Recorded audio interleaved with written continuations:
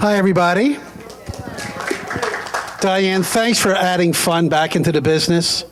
Eric, thanks for taking it away. I mean, a nerd and a lawyer together. I mean, just amazing. Just amazing to me. Is this thing working, guys? Nope, not working. It has to work. Press to the right, which is what I'm doing. Oh, come on now. There we go. Yes, no, maybe so. Where do I point? To you, right? There we go. There we go.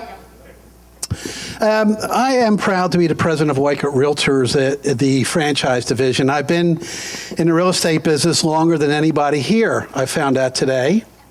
I've been in franchising for about 30-some years, 20-some with the Century 21 system in the early days, between 1977 and 1998. And for the last 10 years, I've been with Weichert, where we started the franchise back in 2001.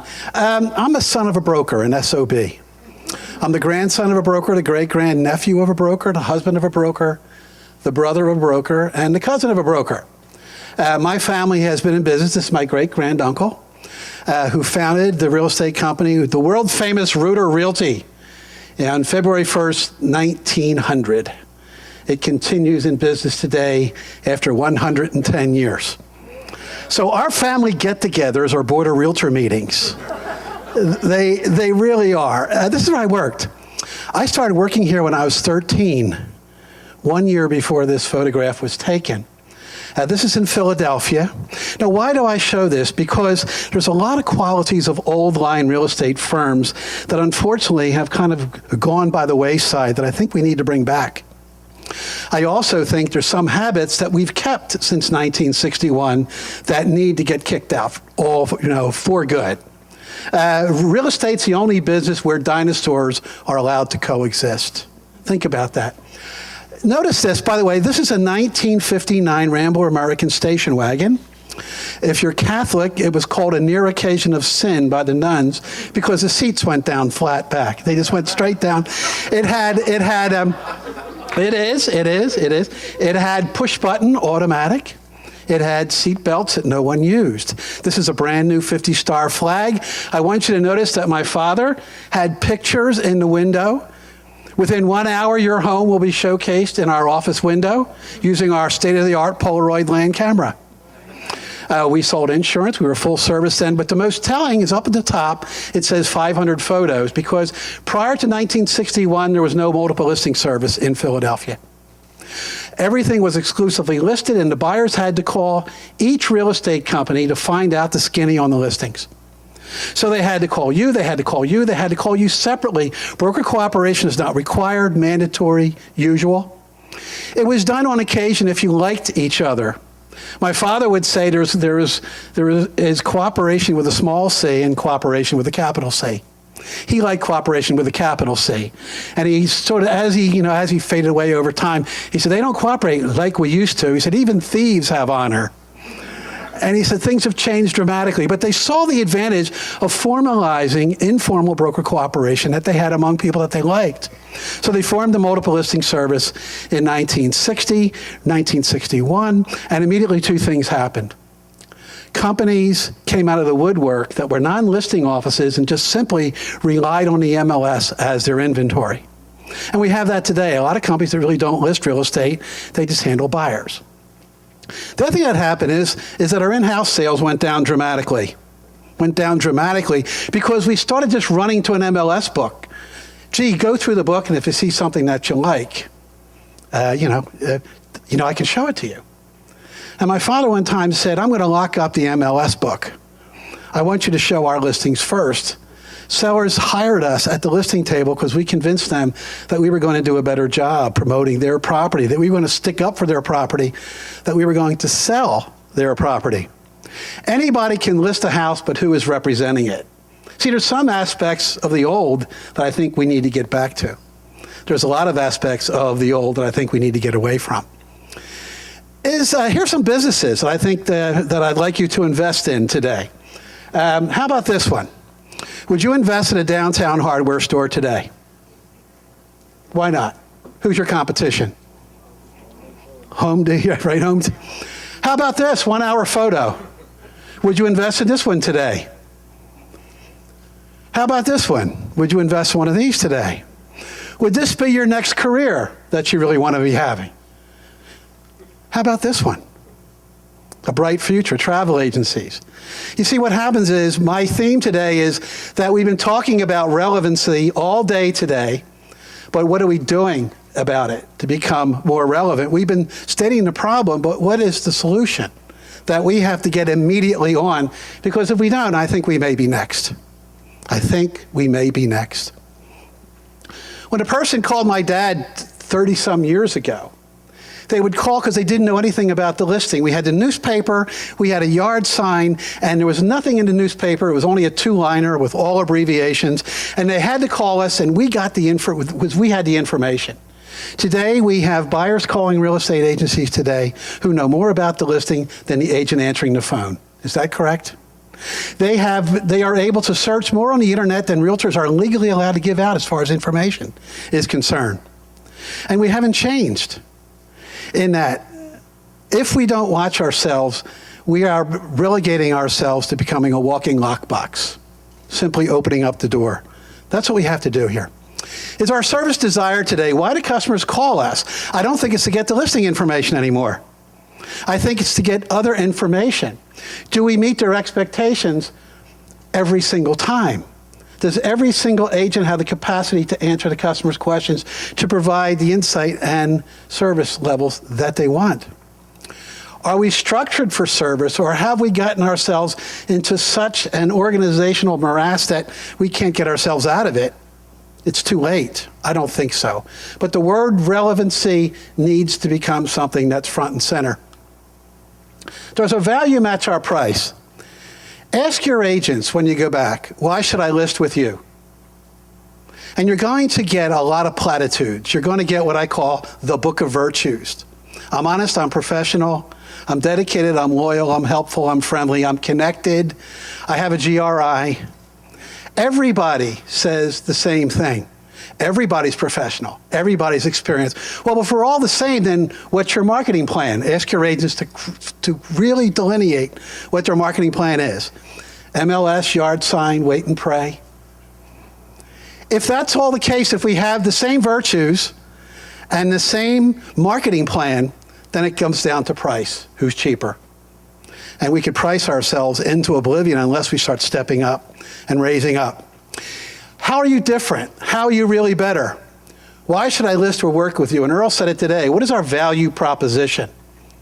And we need to articulate this from our nose to our toes, and our agents need to be able to do this clearly, convincingly.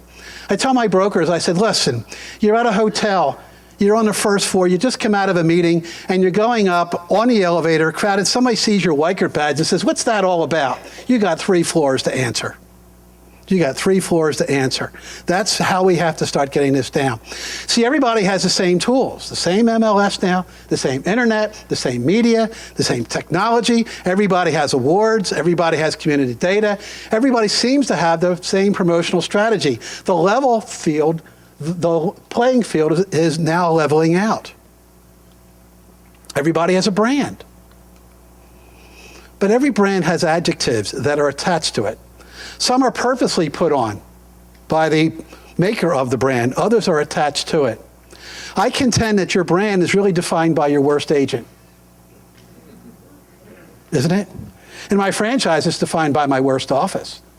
If you want to attract agents from other companies, you better have your best. You better have your worst looking pretty good. Because it's how low your standards go that really define what is a brand, what are the adjectives, the image or reputation, the appeal and the durability, whether correct or not. Because once it's set in, once the image, once a reputation, see, I hear about public, I hear about, everyone knows this, everyone prefers this, but do they use this? I was really glad that we stayed at the Omni last night, weren't you? How would you have felt if they said, we're going to be staying, I'll just pick one, at Sleep Cheap? How would you feel? My wife, she knows that I'm a Marriott guy. I stay at Marriott's all the time. So one time I'm going to Alpharetta, Georgia, and they're putting me up at the Holiday Inn. So my wife says, well, where are you staying? Which Marriott are you staying in tonight? I said, no, I'm staying at the Holiday Inn. She said, good luck. Why? So I got there, and it was a gorgeous Holiday Inn. Everything was there. I said, man, is this a Holiday Inn? The manager says, why is everybody saying that? I said, you don't travel much, do you? See, who has more outlets, the Marriott or the Holiday Inn? The Holiday Inn, where we just stay sight unseen without ever calling. See, when you have to start qualifying within a brand, is it a good one or a bad one? Is it a good agent or a bad agent? That's our problem. That's the problem that we're having in the internet. What's underneath is what really counts. What's underneath is what really counts. Are cosmetic changes enough? Are cosmetic changes enough? Here's my beliefs. All of us have the agents we deserve. Think about that one. And whose fault is that? There's no such thing as bad business. There's only bad management. I believe this is absolutely true. I'm hearing today about all these issues, and the enemy is us. We have to get off the independent contractor myth, and we have to start putting the consumer first. Not just with all the platitudes and all the plaques and all the mottos and all the mission statements. We have to start living it and breathing it. Things have changed. We're asking for $3 million, but if it doesn't sell fast, we're willing to settle for $40,000. Haven't things changed? All right? How about this one? If the seller is willing to replace a roof, add a deck, put in a fireplace and an indoor pool, extend the living room by 15 feet, and move the whole place to the other side of town, then we're definitely interested. Who's had that one? Here's the one I like. They're willing to throw in their kidneys. That's a good one, right? Your children are quite young and likely to wet the bed. Technically, that puts you in a flood zone, so your interest rate would be higher. Things have changed, right? Absolutely.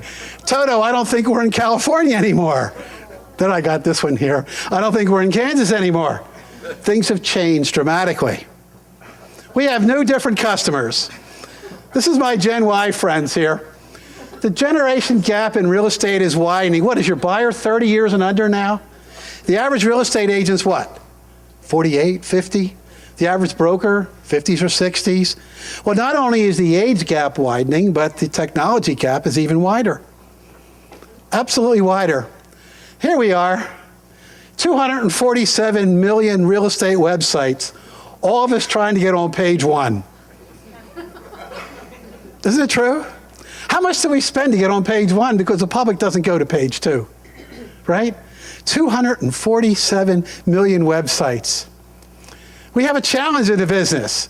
We have a generational gap. We have a technology gap. I've heard all the things today about mobiles. Today was the first day I didn't shut my cell phone off. I found out that it was okay, really, to be doing that in here. And a much different kind of agent. A much different kind of agent. The problem we have is we don't have enough young ones to service the needs of today's young customers. We have empty cubicles. We have unoccupied furniture showrooms with children's pictures staged to make it look good. And we're paying all this rent for this. Because here's where our agents are. Here's where they are. Here's where our agents are. They're at Starbucks doing a lot of real estate. It's not that they're lazy and non-productive. They just don't want to be in the office to do it. And we have these echo chambers now in the office that we continue to pay money on. And starting to realize that the business has changed dramatically. We're in search of customers. How do we keep them coming back to us? And the word is we have to get much more professionalism. We must elevate our expertise. We must do more. We must become trusted advisors, which means we become advocates, not facilitators. We have insulated ourselves from professional liability to such a point that we're not doing much, and it feels like a one-night stand, and I don't feel like coming back for more of it. We wonder why we're not getting to repeat business, because we didn't do much. We made sure that we didn't do much. We said that we're not doing anything. We have insulated ourselves. We have protected ourselves with licensing laws and agency laws so that we don't really have to get more professional. We don't want to be responsible for our agents. We have to do better. Relevancy is a very important part of our business. In search of service. If the public is going to pay the fees that we say that we justly deserve, we must handle everything for them. See, I like staying at the Omni last night. They pressed my suit for me. They had coffee for me in the morning. True? They said, my pleasure, 1,000,000 times. They delivered bottles of water. It felt good, didn't it? We paid for that, but it seemed to be okay because we were paying for the full service. The public will pay for full service if they see the value, if they see the difference. Systems ensure that what needs to get done gets done consistently every single time, every deal, by every agent. We must start to systematize the real estate business, otherwise we get personality dependent. We hope that Mary Ellen does a good job this morning. She did a great job yesterday, but she doesn't feel so good. I hope that she's okay. I hope she's up today. We have real estate offices waiting for the roulette wheel to stop and hope that there's a deal at the end of it. Sitting around waiting for a lucky phone call. Did you get a lucky phone call today? No lucky calls today. Oh, I got a lucky call today. And we're sitting around saying, do we have any choice? Yes, we do. But systems have to be in place. I read this book, The Myth, by Michael Gerber. Rather than relying on the skills of great, extraordinary people, the business empowers ordinary people to perform in extraordinary ways. The system runs the business. The people run the systems. Those are very critical words. The system runs the business. The people run the systems. If you can build a business that works and thrives without you, you have put yourself in control of both your business and your life. On the other hand, if your business depends on you, you don't have a business, you got a job that you're going to every day. Now, is there anyone here would like to get out of their job and own a real estate company? That is a paying asset. Say yes. So something's got to give, and systems are what gets you there. So it takes all three. Gerber says systems run the business. He says that people run the systems. Marty says that great leaders drive the people. Because I think it's the leadership thing that we have to add to this equation today. So we have what I call three crises in a real estate business today. A crisis of purpose, a crisis of profitability, and a crisis of leadership. It begins with who our customer is. And I've been hearing today, agent-centric. We've put too long, we have said that the agents are our primary customers. An agent is one of our customers. We love our agents, but they are not the primary customer. The primary customer are the buyers and sellers of the homes. And when we sacrifice the buyer and seller in order to retain an agent, we have violated that fiduciary trust. All those ethics, all those platitudes that we have gone by the wayside. The consumer must be paramount. And we are following what I call a flawed agent-centric business model that is getting in the way of this. And this is what it is. It's where the broker services the agent and the agent services the consumer. The assumption here is that all the agents are good. The assumption here is that all agents do all things consistently the same, consistently professional. That is not the case, unfortunately. If it were true, we wouldn't have to worry about the model. We are trusting, and we are supposedly empowering our agents to do this, but they're not, and who's suffering? The customer, and who is suffering? Our industry as a result of it. Now, the dot-commers say, who needs them? I mean, some of the things today say, maybe we don't need agents. I don't believe that either, because this is what the model needs to be. Where the agent interacts, of course, with the customer, but so does the office. There are certain aspects of service that brokerages can do better on behalf of their agents. Now, one thing that Jim Weichert does I think is very interesting. He has a customer care coordinator call every buyer prior to the closing and offer to get them bids on their household goods moving. And would they like the newspaper and have the utilities transferred and have the locks changed? Now, are those sources of revenue for us? You bet they are. But buyers take at least 3 of them, in addition to mortgage, title, and homeowners insurance. But if we relied on the agents to offer it, it would never happen. It would never happen. So we have to make sure that the customer is the one who says no, not the agent on behalf of the customer.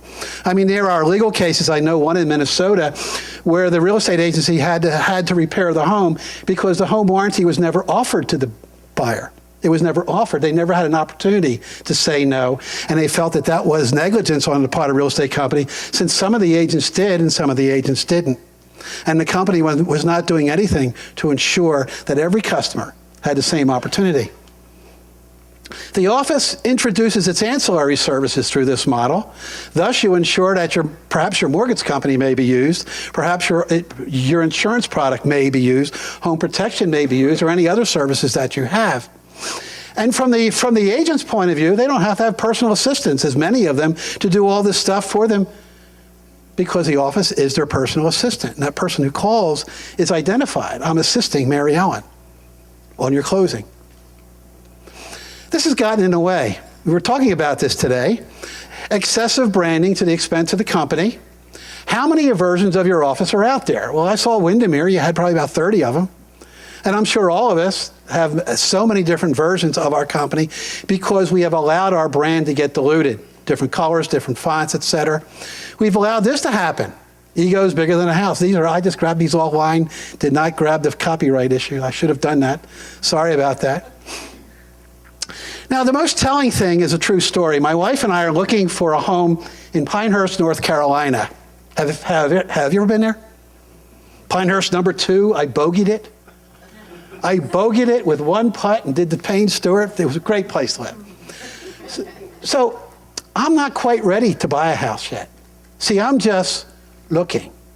Now, how many people are online every night just looking? They're not calling you. They're not asking you to do a free CMA. They're not asking you to drive them all over town like they used to, right? They're just looking online. So my wife and I are looking online. And wait till I tell you about the listing that came up. It was an absolute beauty for $900,000. There it was. What do you think? 900,000, 3-bedroom with GAR, WWCA, easy fin, it said. Nice, shows well. I said, man, hurry up and get off the phone. Let's get on. Man, let's call them right away. I hope it's still available. Now you would say, oh, that was just a brand new listing and they're going to have the photograph in the following day. It's still there today. 3 months later, this listing is still there. Well, then there was another one that had 2 photographs. It was for $915, and at least the agent did not abbreviate. He spelled things out. He said it was immaculate, and he said that the house has dogs and requires 24 hours to be shown. It says garage. It said yes. Then there was a third listing that was about $950. It had 25 professionally taken photographs. The property was vacant, so it was staged. It had the Google Earth where I could look around the corner and see what was down there. It had links to the golf course. It was like a virtual relocation package.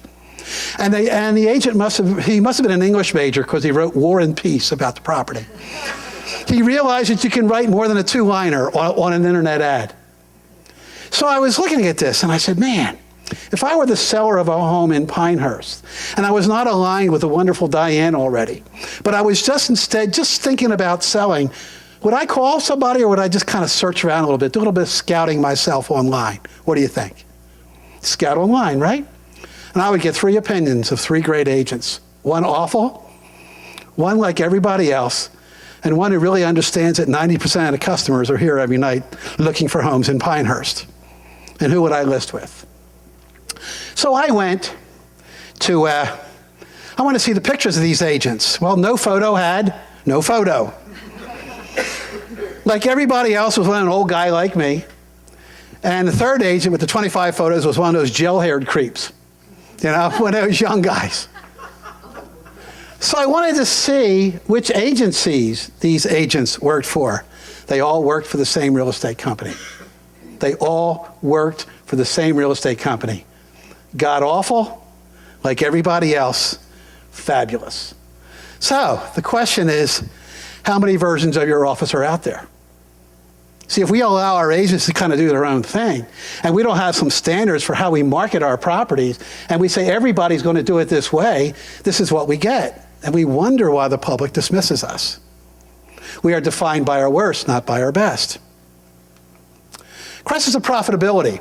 Now, my great-grandfather said this, you never go broke taking a profit. I think that was a good one. Now, I really got into profitability when I started working for Jim Weichert. Now, who knows Jim Weichert? Is Jim Weichert somewhat intense? He said to me, Marty, you have a math problem. You know what the math problem was? The revenues weren't enough and the expenses were too much. He said, you got to figure it out like now. you got a math problem. If we're not profitable in this business, we are not in business. We're in hobby. We're in personal sales that's carrying everybody else.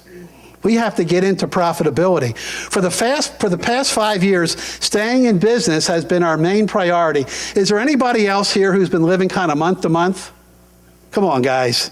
Month to month. We got to start veering further into the future now. We've adapted. Look how we've adapted. Man, we got into short sales, which which really aren't short. Look at how many new designations have been formulated for certified distress policy expert. It's sort of like whenever you have a problem, create a designation and get a course. Let's get a course. Now here's foreclosure home buying secrets. There's one right there. We've slashed and we've burned. Expense levels are now at 2000 levels, primarily in the area of office space, advertising, the cost of management, right? Absolutely. We become salesmen again. We had to become top salesmen again.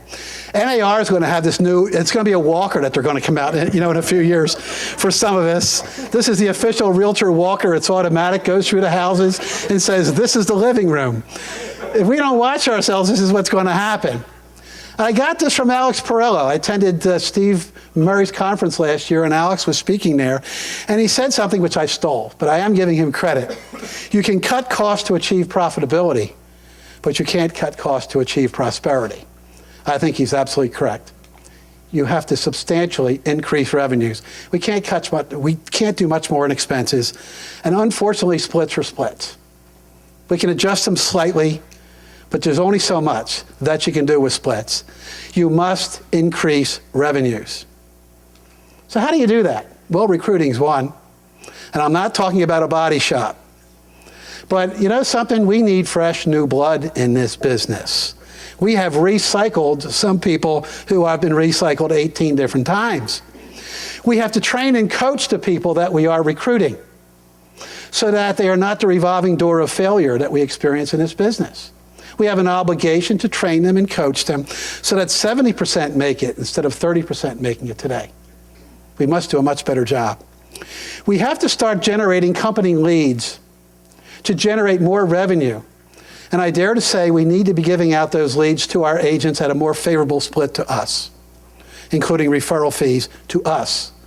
If we're going to be generating the leads, we need to keep more of the money on them. That's the only way that we can mitigate the high splits and get it back to a reasonable amount of company dollar. We have to manage every lead until they buy or die.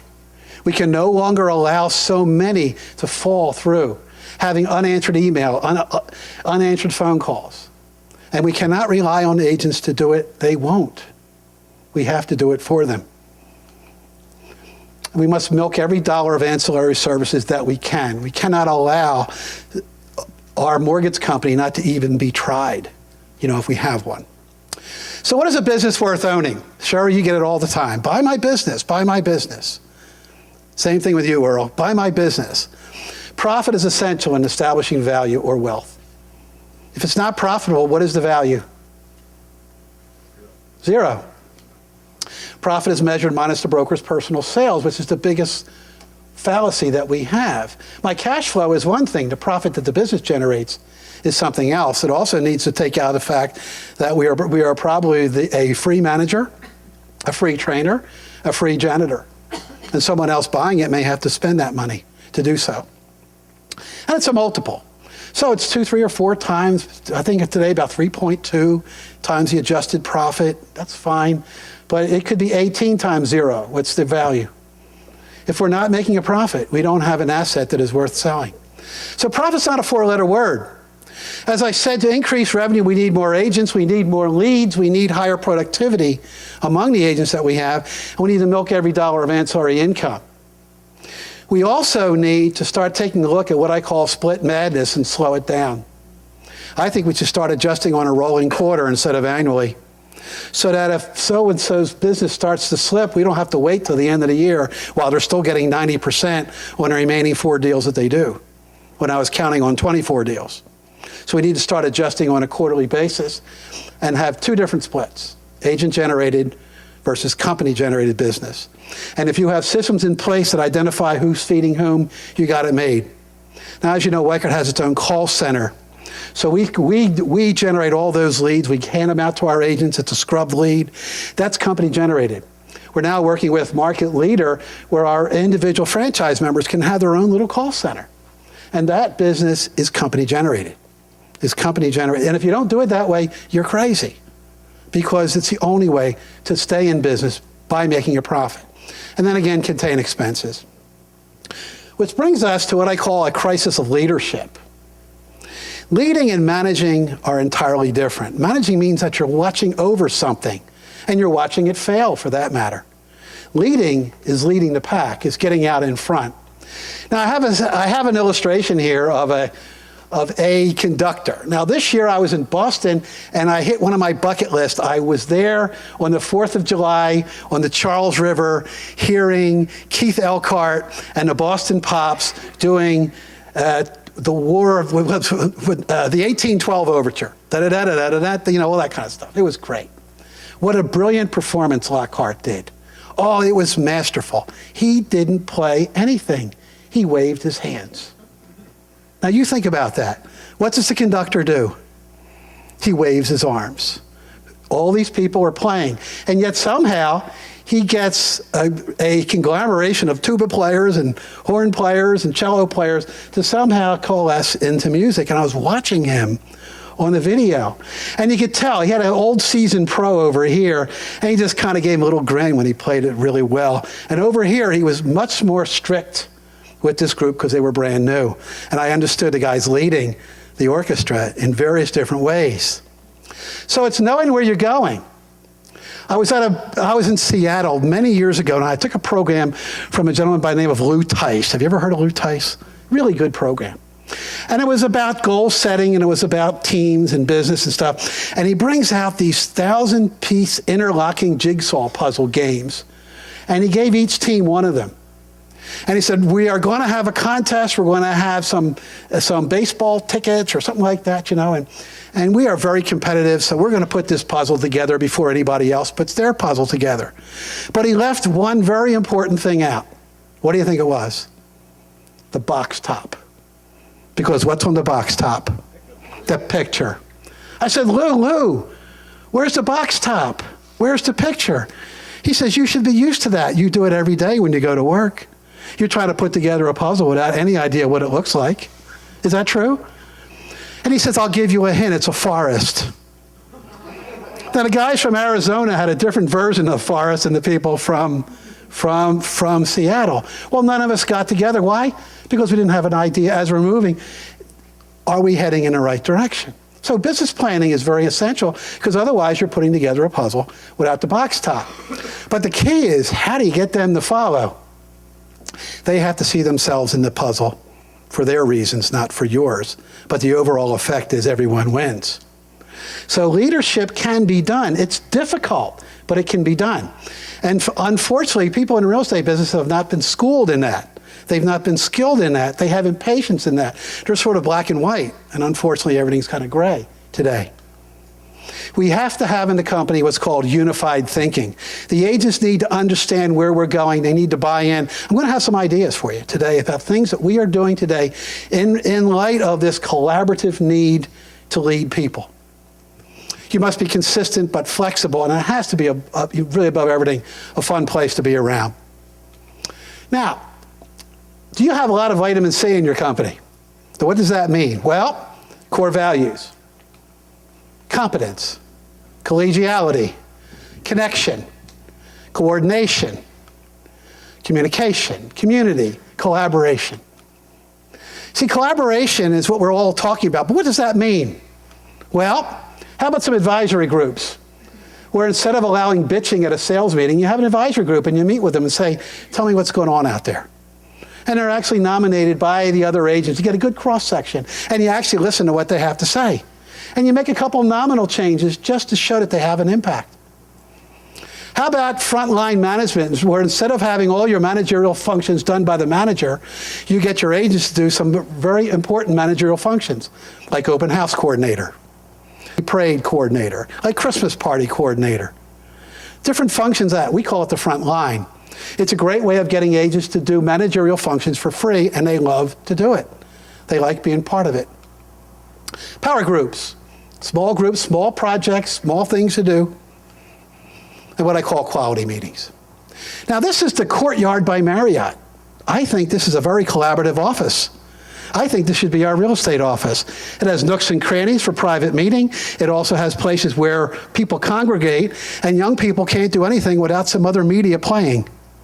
They cannot do one thing at a time. I said to my son, he's studying law school, Duke, I said, how can you have all this thing going on? He says, I can't study without it. And this is what our agents today are doing. Some of you who have narrowed down your space and you think it's noisy, the agents like it. The energy's better in the office. We need to fly together as one. Unified thinking, unified direction. So which dinosaurs have to go? Well, wasteful advertising, money-draining branch offices, excess space, unnecessary management. We've already talked about those, but I think it's time we get serious about bringing people into the business, getting them turned on to the possibilities of a real estate career. The fact is that no one is holding them back. No one is giving them a salary cap in the business. And maybe we need to start saying, I'm willing to put the time and the effort to develop these folks because I know that I need some fresh new blood. We must redefine what experience is, because we have a lot of folks who are experienced at taking orders, and now they don't know how to close. Diane, the fact that you have to sit there and help your people close says something about the fact that they've never really done it before. We need a mix of genders, sexes, and networks. We cannot just clone the same people over and over again if we wish to expand in a much different marketplace today. We have to quit playing the numbers game. We're not just recruiting for the sake of recruiting. Yes, we have standards. Yes, we have expectations. The only problem is I don't know who's going to make it or not. I've been wrong too many times. So therefore, I get them to commit to an internship program. That's the key. If doctors, et cetera, and lawyers have to take an internship program, maybe we have a conditional license. Maybe that's what we have to do. Agents should properly fit your business model versus changing the model to fit them. We cannot be a co-op anymore. We have to be a company which has a common philosophy, common area of practice. So I won't debate which model here is better. I think they all have their place. Just hire agents to fit them. You are what you are and you aren't what you aren't. Now here we had a little bit of this, and this is not my gut, but we have too many trophy agents. Trophy agents don't produce a lot of profit, they produce a lot of trophies. Several years ago when I was with Century 21, we were doing our international convention, and I'm announcing from the stage this big winner, and 2001, the Space Odyssey's playing, boom, boom, and the laser lights. And I bring this guy out, and it was back in the 80s, and he did like $10 million in commissions. And he comes out to me and he whispers and he says, "Can I hawk this trophy?" I said, "What?" He says, "You know the $10 million? He said, "Yeah." He says, 9 million standing there cheering me right now. They're all in the front row. He goes, "I got $1 million left." He goes, "Guess what? Can I hawk this trophy?" See, it's not the gross, it's what you're keeping. Here's what we need. Bread and butter agents. How about a deal a month? How about twice, actually 3 times what's happening with NAR, and twice what's happening in the top 500 brokers. Top 500 offices said about 7 deals a year. How about 12 to 14? If we had every agent just doing that, we wouldn't have an issue.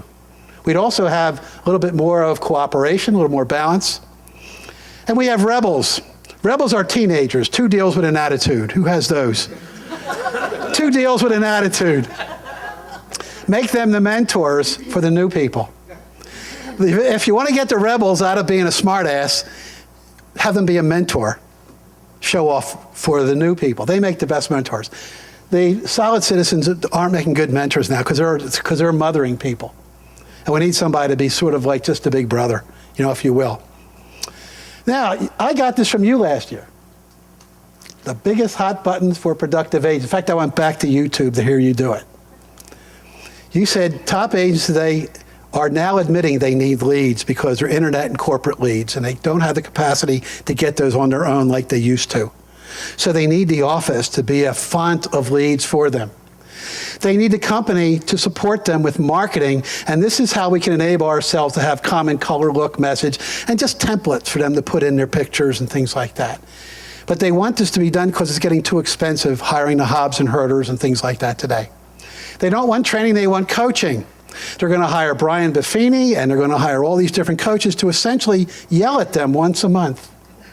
I'll yell at them for free, but we have to be willing to yell at them. 2 years ago, Jim calls me up and he says, you need to start running your franchise companies like I run mine.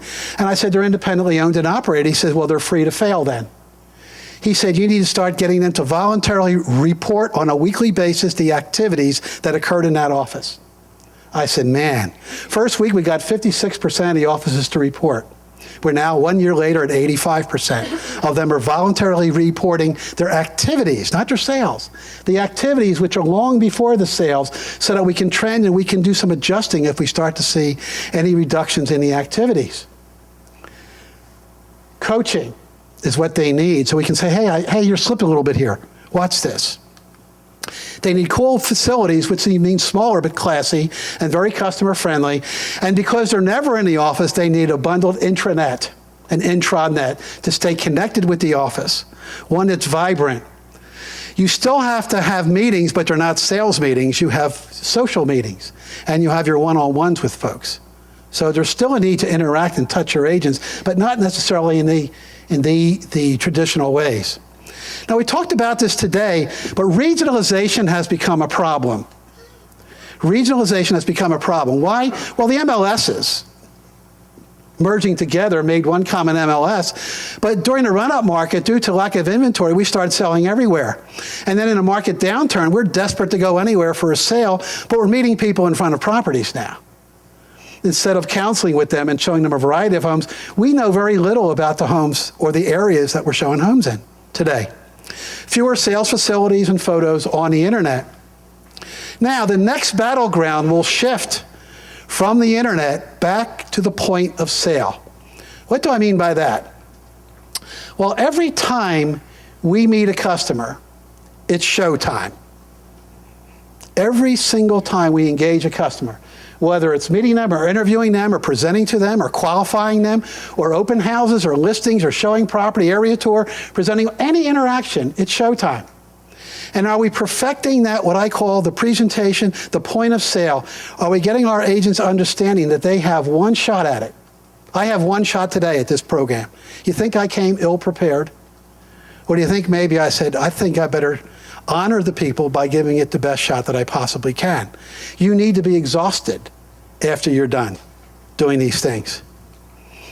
If Celine Dion can sing Titanic every night, and everyone thinks it's the first time she ever sang it, and poor Wayne Newton, how many times has he sung Dankeschön?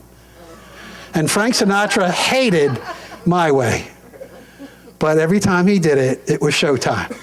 We need to start getting out, really understanding that it's showtime. Now, these are actual interviews that were done by Weichert. We are not proud of these. I don't even know if we're going to have them on the YouTube, but I'll bet you they resemble yours. And if you're really honest, I'll bet you they're the same. 50% of our agents meet the customer at the first listing instead of the office. The majority take they take separate vehicles. The buyers drive in their car, the agent drives in theirs. No area tours in the showing process. Associates are frustrated over the volume of listings shown without a sale. Most refer customers to our loan rep, which was good. We were very pleased about that. And most cover multiple counties. Overall, sales associates are not conducting a structured meeting with buyers. They're not formally eliciting and recording their key wants, needs, and priorities. They're not methodically and systematically previewing every property in their market area. They're not consistently using tools, materials, brochures to help differentiate themselves and build buyer loyalty.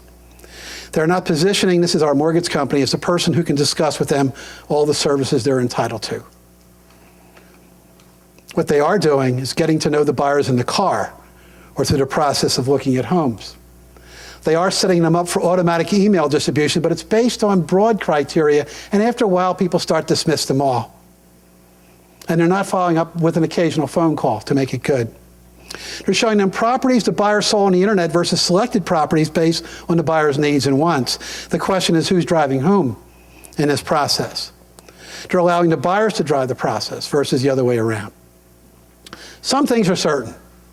In the next 20 years, the next 10 years, we'll see more changes than we had in the previous 20. Think that's true? I bought my wife an iPad in March, and I'm glad that they didn't have any available because the next version came out in April.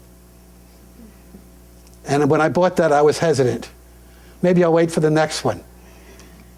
Change occurs with us or without us. And I think with this question of relevancy that we've been talking about today, what are we going to do about it? And I think this back to the basics is very, very important, but we need to clearly define what those basics are. We need to understand that the customer comes first. We need to understand if you're not making a profit, this is not worth it. And we need to we need to have the courage to lead our agents, because I think our agents are starving for leadership today, don't you? So, when it comes to the future, there are three kinds of people. Those who let it happen, those who make it happen, and those who wonder what the hell happened. Thank you very much.